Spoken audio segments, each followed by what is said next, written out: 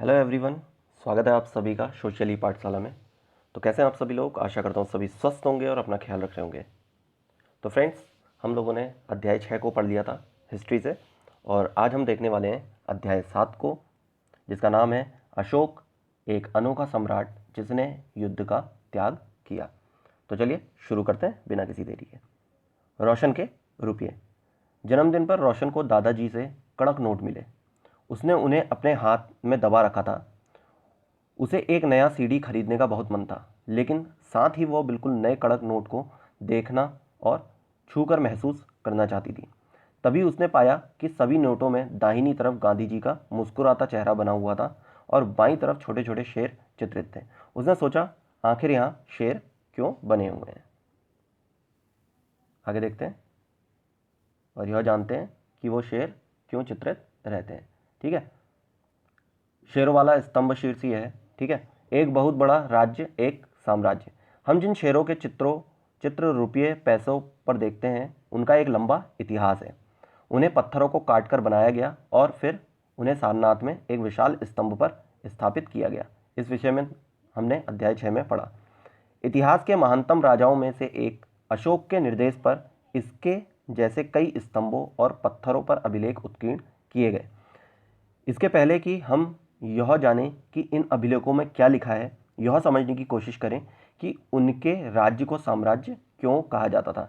तो अभिलेखों में क्या लिखा है इसको फिर देखेंगे, लेकिन उससे पहले ये समझते हैं कि जो राज्य थे उनको साम्राज्य क्यों कहा गया। ठीक है, चलिए आगे देखते हैं। अशोक जिस साम्राज्य पर शासन करते थे, उसकी स्थापना उनके दादा चंद्रगुप्त मौर्य ने लगभग 2300 साल पहले की थी। चाणक्य या कौटिल्य नाम के एक बुद्धिमान व्यक्ति ने चंद्रगुप्त की सहायता की थी। चाणक्य के कई विचार हमें अर्थशास्त्र नाम की किताब में मिलते हैं। तो अर्थशास्त्र किसके द्वारा रचित है? तो वो चाणक्य के द्वारा रचित है। और चाणक्य का ही अन्य नाम क्या है? कौटिल्य। और कहीं कहीं इनका नाम विष्णुगुप्त भी देखने के लिए मिलता है। ठीक है, अगला है वंश। वंश क्या होता है? जब एक ही परिवार के कई सदस्य एक के बाद एक राजा बनते हैं तो उन्हें एक ही वंश का कहा जाता है। मौर्य वंश में 3 महत्वपूर्ण राजा हुए: चंद्रगुप्त, उसका बेटा बिंदुसार और बिंदुसार का पुत्र अशोक। तो आपको ये इनकी लाइन सीरीज याद रखनी है कि पहले चंद्रगुप्त, फिर उसके बाद बिंदुसार, बिंदुसार के बाद अशोक पुत्र हुए। ठीक है, तो यही होता है वंश का मतलब कि एक के बाद एक जो उत्तराधिकारी है एक ही परिवार के, वो क्या बन जाए? राजा बन जाए। ठीक है, आगे देखते हैं। साम्राज्य में बहुत से नगर थे। मानचित्र में उन्हें काले बिंदुओं से दिखाया गया है। तो अभी देख लेंगे काले बिंदुओं में जिन्हें दर्शाया गया है। इनमें साम्राज्य की राजधानी पाटलिपुत्र, उज्जैन और तक्षशिला जैसे नगर प्रमुख थे। तक्षशिला उत्तर पश्चिम और मध्य एशिया के लिए आने जाने का मार्ग था। दूसरी तरफ उज्जैन उत्तरी भारत से दक्षिणी भारत जाने वाले रास्ते में पड़ता था। शायद नगरों में व्यापारी, सरकारी अधिकारी और शिल्पकार भी रहा करते थे। साम्राज्य के बहुत बड़े क्षेत्र में किसानों और पशुपालकों के गांव बसे हुए थे। मध्य भारत जैसे इलाकों में ज़्यादातर हिस्सा जंगलों से भरा हुआ था। वहाँ पर लोग फल फूल का संग्रहण और जानवरों का शिकार करके जीविका चलाते थे। साम्राज्य के अलग अलग इलाकों में लोग भिन्न भिन्न भाषाएं बोलते थे। वे लोग शायद अलग अलग प्रकार का भोजन करते थे और यहाँ तक कि अलग अलग किस्म की पोशाक भी पहनते थे। तो अलग अलग हिस्से थे, अलग अलग लोग अपना जीवन निर्वाह करते थे। यहाँ पर ये चीज़ को बताया गया है। चलिए आगे बढ़ने से पहले मैप को अच्छे से देख लेते हैं। उससे पहले यहाँ पर एक पॉइंट दिया हुआ है, इनको भी देख लेते हैं। जिन जगहों पर अशोक के शिलालेख मिले हैं उन्हें लाल बिंदुओं से दिखाया गया है। ठीक है, अशोक के जहाँ पर शिलालेख मिले हैं वहाँ पर लाल बिंदु से, जैसे ये देखिए लाल बिंदु से दर्शाया गया है। अभी देखते हैं इनको। ये सारे इलाके साम्राज्य के भीतर थे। उन देशों के नाम बताओ जहाँ अशोक के अभिलेख मिले हैं। भारत के कौन से राज्य मौर्य साम्राज्य से बाहर थे? देखिए इस मैप को हम देखते हैं अच्छे से। तो यहाँ पर जो लाल रंग से प्राप्त हुए हमको जो भी ये स्थल हैं, ये अभिलेखों के प्राप्ति स्थल है। ठीक है, अभिलेखों के प्राप्ति स्थल है। और काले रंग से जो है वो महत्वपूर्ण नगर को दर्शाते हैं। ठीक, जो कि राजधानियाँ भी रही थी मौर्य साम्राज्य की। तो देखिए जो राजधानियाँ कही गई थी कौन कौन सी थी? तक्षशिला, पाटलिपुत्र, उज्जैन। ठीक है, और तक्षशिला को क्या कहा गया? तक्षशिला को अभी जब हमने ऊपर पढ़ा तो यह उत्तर पश्चिम और मध्य एशिया के लिए आने जाने का क्या था? मार्ग था। ठीक है, उत्तर पश्चिम और मध्य एशिया के लिए आने जाने का मार्ग था। और वहीं उज्जैन जो है, ये उज्जैन है, उज्जैन उत्तर भारत से दक्षिण भारत जाने वाले रास्ते में पड़ता था। ठीक है, अब जो मैप में दिशाएं होती हैं उसको हम किस तरीके से देखते हैं, तो ये क्या होता है, ये होता है पूरब, ये पश्चिम, ये उत्तर ऊपर वाला भाग, और ये नीचे दक्षिण। ठीक है, ईस्ट, वेस्ट, नॉर्थ और साउथ। ठीक है, इस तरीके से आपको याद रखनी है चीज़ें। तो उत्तर भारत से, ये उत्तर भारत से दक्षिण भारत की ओर जाने वाले मार्ग पे क्या पड़ा, उज्जैन पड़ा। ठीक है, और जो यहाँ पर अभिलेख स्थल जो प्राप्त हुए हैं वो कौन कौन से हैं, जो लाल कलर से हमको दर्शाए गए हैं। ठीक है, जो शिलालेख प्राप्त हुए हैं, ये कांधार है, लंपक है, सहबाजगढ़ी, मानशेरा, कालसी, टोपरा, मेरठ, बहापुर, रामपुरवा, लुम्बिनी, लौरिया, सारनाथ, कौशंबी, गुज्जर, इलाहाबाद, रूपनाथ, सांची, पनगुरिया, गिरनार, सोपारा, सन्नाती, मास्की, येरगुडी, ब्रह्मगिरी, कलिंग, धौली, जौगढ़, ये सभी क्या है, शिलालेख जहाँ से अशोक के प्राप्त हुए हैं, शिलालेख जहाँ से प्राप्त हुए हैं। ठीक है, और इनमें से कुछ किसके शिलालेख, अशोक के भी शिलालेख माने जाते हैं। ठीक है, जो मिले हुए हैं। ठीक, आगे देखते हैं। तो इस प्रकार से मैप में आपको सारी चीज़ें बता दी गई हैं। अब जो भी चीज़ें आएंगी उसे आप याद रखिएगा। ठीक, राज्य साम्राज्य से कैसे भिन्न है, क्योंकि साम्राज्य राज्यों से बड़े होते हैं और उनकी रक्षा के लिए बड़ी सेनाओं की ज़रूरत होती है, इसलिए सम्राटों को राजाओं की तुलना में ज़्यादा संसाधन की ज़रूरत होती है। ठीक है, तो राज्य क्या थे, साम्राज्य से छोटे थे और साम्राज्य प्रायः उनसे क्या थे, बड़े थे, और वहाँ संसाधनों की क्या पड़ती थी, बहुत ज़्यादा ज़रूरत पड़ती थी, सेनाएं भी बहुत ज़्यादा होती थी। ठीक है, तो कोई भी अगर राज्य की तुलना में किसी एक क्षेत्र में बहुत ज़्यादा सेना है या बहुत ज़्यादा लोग हैं, या राजा जो है बहुत बड़े क्षेत्र को संभाल रहा है और संसाधनों की ज़रूरत भी वहाँ पे बहुत ज़्यादा पड़ रही है, तो वो राज्य से क्या कहलाएगा, ऑब्वियसली बड़ा कहलाएगा। ठीक है, इसलिए उसे साम्राज्य कहा जाता था। इसी कारण उन्हें बड़ी संख्या में कर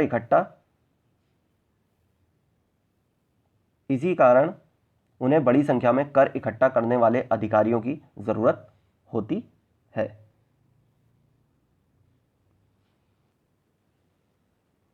तो दोस्तों हमने पढ़ लिया है राज्य साम्राज्य से कैसे भिन्न थे। ठीक है, चलिए आगे बढ़ते हैं। साम्राज्य का प्रशासन, चूंकि मौर्य साम्राज्य बहुत बड़ा था इसलिए अलग अलग हिस्सों पर अलग अलग ढंग से शासन किया जाता था। पाटलिपुत्र और उसके आसपास के इलाकों पर सम्राट का सीधा नियंत्रण था। इसका मतलब यह हुआ कि इस इलाके के गांवों और शहरों के किसानों, पशुपालकों, शिल्पकारों और व्यापारियों से कर इकट्ठा करने के लिए राजा अधिकारियों की नियुक्ति करता था। ठीक है, जो राजाओं के आदेशों का उल्लंघन करते थे अधिकारी उनको सजा भी देते थे। इनमें से कई अधिकारियों को वेतन भी दिया जाता था। संदेशवाहक एक जगह से दूसरी जगह घूमते रहते थे और राजा के जासूस अधिकारियों के कार्यकलापों पर नजर रखते थे। इन सबके ऊपर सम्राट था जो राज परिवार एवं वरिष्ठ मंत्रियों की सहायता से सब पर नियंत्रण रखता था। ठीक है, आगे देखते हैं। मौर्य साम्राज्य के भीतर कई छोटे क्षेत्र या प्रांत थे। इन पर तक्षशिला या उज्जैन जैसी प्रांतीय राजधानियों से शासन किया जाता था। कुछ हद तक पाटलिपुत्र से इन क्षेत्रों पर नियंत्रण रखा जाता था और अक्सर राजकुमारों को वहां का राज्यपाल, गवर्नर बनाकर भेजा जाता था। लेकिन ऐसा लगता है कि इन जगहों पर स्थानीय परंपराओं और नियमों को ही माना जाता था। प्रादेशिक केंद्रों के बीच विस्तृत क्षेत्र थे। इनके इलाकों में मौर्य शासक सिर्फ मार्गों और नदियों पर नियंत्रण रखने की कोशिश करते थे, जो कि आवागमन के लिए महत्वपूर्ण थे। यहाँ से उन्हें जो भी संसाधन कर और भेंट के रूप में मिलते थे उसे इकट्ठा किया जाता था। उदाहरण के लिए अर्थशास्त्र में यह लिखा है कि उत्तर पश्चिम कबल के लिए और दक्षिण भारत सोने और कीमती पत्थरों के लिए प्रसिद्ध था। ठीक है, संभव है कि संसाधन नजराने के रूप में इकट्ठा किए जाते थे। ठीक है, उत्तर पश्चिम कंबल के लिए और दक्षिण भारत सोने और कीमती पत्थरों के लिए क्या था, प्रसिद्ध था। ठीक, आगे नजराना क्या होता था, नजराना देख लेते हैं। जहां कर नियमित ढंग से इकट्ठे किए जाते थे वही नजराना अनियमित रूप से जब भी संभव हो इकट्ठा किया जाता था। ऐसे नजराने विविध पदार्थों के रूप में प्रायः ऐसे लोगों से लिए जाते थे जो स्वेच्छा से इसे देते थे। तो स्वेच्छा से दिया जाने वाला क्या कहा जाता है, नजराना कहा जाता है। और इसे नियमित रूप से न देकर के अनियमित रूप से जब भी संभव होता था लोग स्वेच्छा से राजा को दिया करते थे। ठीक है, आगे देखते हैं। राजधानी में सम्राट, इसको पढ़ लेते हैं। मेगास्थनीज चंद्रगुप्त के दरबार में पश्चिम एशिया के यूनानी राजा सेल्यूकस निकेटर का राजदूत था। ठीक है, मेगास्थनीज किसका राजदूत था? सेल्यूकस निकेटर का राजदूत था, जो कि चंद्रगुप्त के दरबार में आया था। ठीक है, मेगास्थनीज ने जो कुछ देखा उसका विवरण यहाँ पर दिया हुआ है। ठीक है, और यहाँ पर उसका एक अंश दिया गया है, उसको पढ़ लेते हैं। सम्राट का जनता के सामने आने के अवसरों पर शोभ यात्रा के रूप में जश्न मनाया जाता है। उन्हें एक सोने की पालकी में ले जाया जाता है। उनके अंगरक्षक सोने और चांदी से अलंकृत हाथियों पर सवार रहते हैं। कुछ अंगरक्षक पेड़ों को लेकर चलते हैं। इन पेड़ों पर प्रशिक्षित तोतों का एक झुंड रहता है जो सम्राट के सिर के चारों तरफ चक्कर लगाता रहता है। राजा सामान्यतः हथियारबंद महिलाओं से घिरे होते हैं। देखिए, हथियारबंद महिलाओं से घिरे होते हैं राजा। वे हमेशा इस बात से डरे रहते हैं कि कहीं कोई उनकी हत्या करने की कोशिश ना करे। उनके खाना खाने के पहले खास नौकर उस खाने को चखते हैं। वे लगातार 2 रात एक ही कमरे में नहीं सोते थे। अगला जो पाटलिपुत्र के बारे में लिखा हुआ है, पाटलिपुत्र आधुनिक पटना के बारे में जो लिखा हुआ है, इससे पहले यहाँ पर राजा के बारे, सम्राट के बारे में लिखा था, अब यहाँ पाटलिपुत्र के बारे में दिया गया। यह एक विशाल और खूबसूरत नगर है। यह एक विशाल प्राचीर से घिरा है जिसमें 570 बुर्ज और 64 द्वार हैं। बुर्ज का मतलब होता है जहाँ से निगरानी रखी जा सके। ठीक है, कोई विरोधी सेना आ तो नहीं रही है, मतलब विरोधी लोगों को या फिर सुरक्षा के लिए बुर्ज बनाए जाते हैं। ठीक है, 2 और 3 मंजिल वाले घर लकड़ी और कच्ची ईंटों से बने हैं। राजा का महल भी काठ से बना है जिसे पत्थर की नक्काशी से अलंकृत किया गया है। यह चारों तरफ से उद्यानों और चिड़ियों के लिए बने बसेरों से घिरा है। ठीक है, तो पाटलिपुत्र इतना अच्छा क्या था? नगर था। तो यहाँ पर मेगास्थनीज के द्वारा यह अंश को दिखाया गया है जो उसने लिखा था यहाँ के बारे में। और अंत में जंगल वाले इलाके आते थे। वहाँ रहने वाले लोग काफ़ी हद तक स्वतंत्र थे। उनसे यह उम्मीद की जाती थी कि वे मौर्य पदाधिकारियों को हाथी, लकड़ी, मधु और मोम जैसी चीज़ें लाकर दें।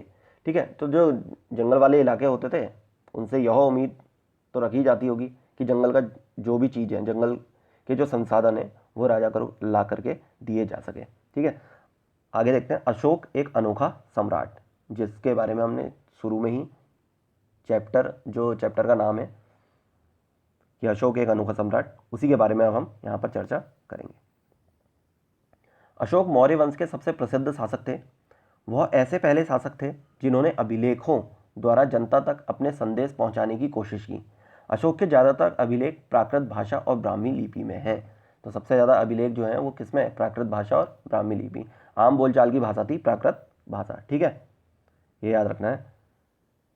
इसको देख लेते हैं आगे बढ़ने से पहले। यहाँ पर क्या कहा गया है अशोक के द्वारा ही? कलिंग युद्ध का वर्णन करता हुआ अशोक का अभिलेख। तो कलिंग युद्ध हुआ था अशोक का, जिसके बाद ही अशोक ने क्या करा? युद्ध का त्याग किया था। ठीक है, अपने एक अभिलेख में अशोक ने यह बात कही, राजा बनने के 8 साल बाद मैंने कलिंग विजय की। लगभग 1.5 लाख लोग बंदी बना लिए गए। 1 लाख से भी ज़्यादा लोग मारे गए। इससे मुझे अपार दुख हुआ। क्यों? जब किसी स्वतंत्र देश को जीता जाता है तो लाखों लोग मारे जाते हैं और बहुत सारे बंदी बनाए जाते हैं। इसमें ब्राह्मण और श्रमण भी मारे जाते हैं। तो जब किसी स्वतंत्र देश को जीता जाता है ना, तो वहाँ पर रियल में लाखों लोग क्या होते हैं? मारे जाते हैं, बहुत हजारों बेकसूर मारे जाते हैं। ठीक है, और बहुत सारे लोगों को बंदी बना लिया जाता है। जैसे कि अभी अभी बहुत लेटेस्ट एग्जाम्पल अगर आप लेते हुए चले तो आप ले सकते हो रशिया और यूक्रेन का। ठीक है ना, वहाँ भी तो कितनी सारी तबाही हो चुकी है अभी तक का। ठीक है, तो ऐसे ही कलिंग युद्ध में भी हुआ था। ठीक है, जो लोग अपने सगे संबंधियों और मित्रों को बहुत प्यार करते हैं और दासों और मृतकों के प्रति दयावान होते हैं, वे भी युद्ध में या तो मारे जाते हैं या अपने प्रियजनों को खो देते हैं। इसलिए मुझे पश्चाताप हो रहा है। अब मैंने धम्म पालन करने एवं दूसरों को इसकी शिक्षा देने का निश्चय किया है। तो अशोक को पश्चाताप हुआ इस चीज़ का कि मैंने कितने सारे लोगों को, बेकसूर लोगों को मार दिया। ठीक है ना, उसी के बाद वो धम्म को अपनाते हैं और उसका पालन करते हैं।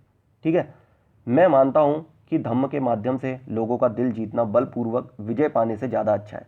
मैं यह अभिलेख भविष्य के लिए एक संदेश के रूप में इसलिए उत्कीर्ण कर रहा हूँ कि मेरे बाद मेरे बेटे और पोते भी युद्ध ना करें। इसके बदले उन्हें यह सोचना चाहिए कि धम्म को कैसे बढ़ाया जाए। अब ये धम्म का मतलब क्या है? ठीक है ना, धम्म का संस्कृत शब्द धर्म का प्राकृत रूप है। ठीक है, धर्म का ही प्राकृत, धम्म क्या है, संस्कृत शब्द है और प्राकृत रूप में जाकर के इसे धर्म कहा जाने लगा था। ठीक है, आगे देखते हैं। अशोक का कलिंग युद्ध। अशोक का कलिंग युद्ध। कलिंग तटवर्ती उड़ीसा का प्राचीन नाम है। कलिंग हमने देख लिया था। ठीक है, उड़ीसा में पड़ता है कलिंग। ठीक, अशोक ने कलिंग को जीतने के लिए एक युद्ध लड़ा, लेकिन युद्ध जनित हिंसा और खून खराबा देखकर उन्हें युद्ध से वितृष्णा हो गई। उन्होंने निर्णय लिया कि वे भविष्य में कभी भी युद्ध नहीं करेंगे। तो अशोक का जो कलिंग युद्ध था, उन्होंने बहुत सारा रक्तपात देख करके उन्हें क्या हो गई, वितृष्णा हो गई। तो इसलिए उन्होंने भविष्य में युद्ध ना करने की क्या करी, घोषणा करी। और किसे अपनाया, धम्म को अपनाया। ठीक है, यहाँ पर एक पॉइंट दिया हुआ है, इसको भी देख लेते हैं। उत्कृष्ट पॉलिश वाले पत्थर की इस मूर्ति को देखो, जो अभी मूर्ति आएगी इसको देख लीजिएगा। यह बिहार के रामपुरवा में मिले एक मौर्यकालीन स्तंभ का हिस्सा है। अभी इसे राष्ट्रपति भवन में रखा गया है। यह उस समय की मूर्तिकला का एक नमूना है। ठीक है, मूर्तिकला का एक नमूना है। देखिए, ये राष्ट्रपति भवन में रखी गई है। ठीक है, और रामपुरवा से, बिहार के रामपुरवा से मिली थी। ठीक, अशोक का धम्म क्या था। अब अशोक का धर्म क्या था उसको देख लेते हैं। अशोक के धम्म में किसी देवता की पूजा अथवा किसी कर्मकांड की आवश्यकता नहीं थी। ठीक है, सबसे पहले ये क्लियर हो जाता है कि वो ना तो किसी देवता की पूजा के लिए कहते थे और ना ही कर्मकांड के लिए। उन्हें लगता था कि जैसे पिता अपने बच्चों को अच्छे व्यवहार की शिक्षा देते हैं, वैसे ही यह उनका कर्तव्य था कि उन अपनी प्रजा को निर्देश दें। वे बुद्ध के उपदेश से प्रेरित हुए थे। ऐसी कई समस्याएं थी जिनके लिए उनमें संवेदना थी। उनके साम्राज्य में अलग अलग धर्मों को मानने वाले लोग थे और इससे कई बार टकराव भी पैदा हो जाता था। जानवरों की बलि चढ़ाई जाती थी। दासों और नौकरों के साथ क्रूर व्यवहार भी किया जाता था। इनके अलावा परिवार में व पड़ोसियों के बीच भी झगड़े होते रहते थे। अशोक ने यह महसूस किया कि इन समस्याओं का निदान उनका कर्तव्य है। ठीक है, किसका, अशोक का, जो क्या कर रहा था, एक टाइम पे बहुत ज़्यादा, जिसने रक्तपात मचा दिया था। ठीक है ना, लगभग पूरे भारतवर्ष पे उसका अधिकार हो चुका था। और ऐसा अब अशोक सोच रहा है कि सारी की सारी हिंसा जो प्रवृत्ति है उसको हटाते हुए अहिंसा के धर्म में चला जाए, शांतिपूर्वक चला जाए। ठीक है, आगे देखते हैं। इसलिए उन्होंने धम्म महामात नाम से के अधिकारी की नियुक्ति की, जो जगह जगह जाकर धम्म की शिक्षा देते थे। अब राजा होने के नाते उन्होंने क्या करा, धम्म महामात की के अधिकारी की नियुक्ति की, जो क्या करते थे, जगह जगह जाकर के धर्म की शिक्षा देते थे। इसके अतिरिक्त अशोक ने अपने संदेश कई स्थानों पर शिलाओं और स्तंभों पर खुदवा दिए। अधिकारियों को यह निर्देश दिया गया कि वे राजा के संदेशों को उन लोगों को पढ़कर सुनाएं जो खुद पढ़ नहीं सकते थे। अशोक ने धम्म के विचारों को प्रसारित करने के लिए सीरिया, मिस्र, ग्रीस तथा श्रीलंका में भी दूत भेजे। तो इसलिए जो अशोक का धम्म था, ठीक है ना, इसी वजह से क्या हो सका, वो एक जगह से दूसरी जगह प्रसारित हो सका। ठीक है, जो अशोक के धम्म के जो विचार थे, ठीक, कहाँ कहाँ चले गए, सीरिया, मिस्र, ग्रीस, श्रीलंका में। तो तभी तो वहाँ से भी क्या मिलते हैं, अशोक के शिलालेख प्राप्त होते हैं हमें। ठीक है, आगे देखते हैं। उन्होंने सड़कें बनवाई, कुएं खुदवाए और विश्राम गृह बनवाए। इसके अतिरिक्त उन्होंने मनुष्यों व जानवरों की चिकित्सा की व्यवस्था भी की थी। ठीक है, किसने, सम्राट अशोक ने। ठीक, अपनी प्रजा के लिए अशोक के संदेश। अब अपनी प्रजा के लिए अशोक का क्या संदेश था, उसको भी यहाँ पर देखते हैं।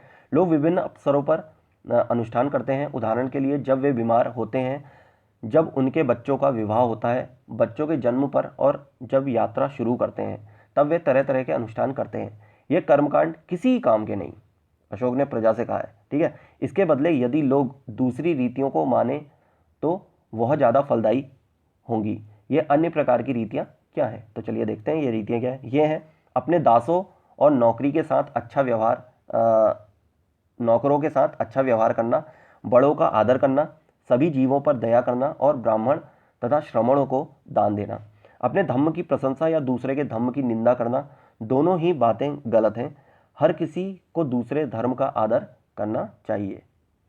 कितनी सही बात लिखी है कि हर किसी को क्या करना चाहिए, दूसरे धर्म का क्या करना चाहिए, आदर सम्मान करना चाहिए ही चाहिए। ठीक है, यदि कोई अपने धर्म की बड़ाई और दूसरे के धर्म की बुराई करता है तो वह वास्तव में अपने धर्म को ज़्यादा नुकसान पहुंचा रहा है। इसलिए हर किसी को दूसरे के धर्म के प्रमुख विश्वासों को समझने की कोशिश करते हुए उसका आदर करना चाहिए। ठीक है, तो कोई भी व्यक्ति है, धर्म है, ठीक है, किसी भी वो समुदाय से आ रहा है तो उसका हमेशा क्या करना चाहिए, सम्मान करना चाहिए, उसे नीचा नहीं दिखाना चाहिए। ऐसा अशोक ने अपने संदेश में अपनी प्रजा के लिए कहा है। ठीक है, यहाँ पे एक और छोटा सा पॉइंट है। भारत के प्रथम प्रधानमंत्री पंडित जवाहरलाल नेहरू ने लिखा है, उनके धर्मादेश आज भी हमसे एक ऐसी भाषा में बात करते हैं जिन्हें हम समझ सकते हैं और जिनसे हम बहुत कुछ सीख सकते हैं। अशोक ने धम्म के विचारों को दूर दूर तक फैलाने के लिए उन बातों को बताया जो आपके अनुसार आज भी प्रासंगिक हैं। अशोक के संदेश के उन हिस्सों को बताओ जो आज भी प्रासंगिक हैं। ठीक है ना।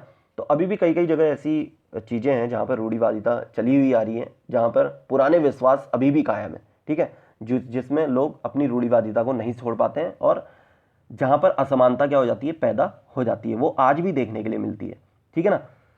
तो और यहीं पर ही पंडित, जो भारत के प्रथम प्रधानमंत्री थे पंडित जवाहरलाल नेहरू, तो उन्होंने ही कहा कि हम बहुत कुछ उनके शिलालेखों से पढ़ करके बहुत कुछ समझ सकते हैं और उसको जीवन में अपना सकते हैं। ठीक है, यहाँ पर दी हुई है ब्राह्मी लिपि। ठीक है, अभी देखेंगे इसको।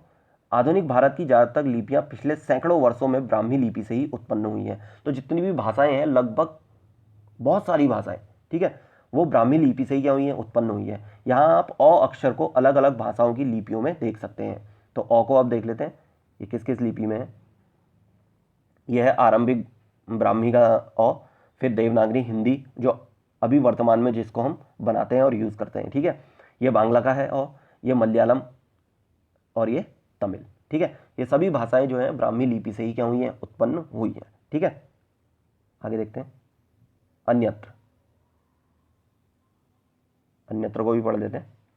मौर्य साम्राज्य के उभरने से थोड़ा पहले, लगभग 2400 वर्ष पहले, चीन के सम्राटों ने चीन की दीवार का निर्माण शुरू किया। इसे बनाने का उद्देश्य उत्तरी सीमा की पशुपालक लोगों से रक्षा करना था। ठीक है, तो सुरक्षा के मद्देनजर रखते हुए उन्होंने ये क्या बनाई थी, चीन की दीवार बनाई थी। ये चीन की दीवार आपको दिख रही है। ठीक है, अगले 2000 वर्षों तक इस दीवार का निर्माण कार्य चलता रहा। 2000 सालों तक इसका निर्माण चलता रहा। क्योंकि साम्राज्य की सीमाएं बदलती रही, यह दीवार लगभग 6400 किलोमीटर लंबी है तथा पत्थर और ईंट से बनी है। इसकी ऊपरी सतह सड़क जैसी चौड़ी है। इस दीवार को बनाने के लिए हजारों लोगों को काम करना पड़ा। हर 100 से 200 मीटर की दूरी पर इस पर निगरानी के लिए बुर्ज बने। ठीक है, बुर्ज जो निगरानी के लिए बनाए जाते हैं, मैं पहले ही बता चुका हूँ। पड़ोसी देशों के प्रति अशोक का रवैया चीनी सम्राटों के रवैये से कैसे भिन्न था, ये आप सर्च करिएगा और कमेंट सेक्शन पे जरूर बताइएगा किस तरीके से उनका रवैया चीनी सम्राटों के रवैये से भिन्न था। ठीक है, एक छोटा सा पॉइंट और दे रखा है चैप्टर के अंत में, उसको भी देख लेते हैं।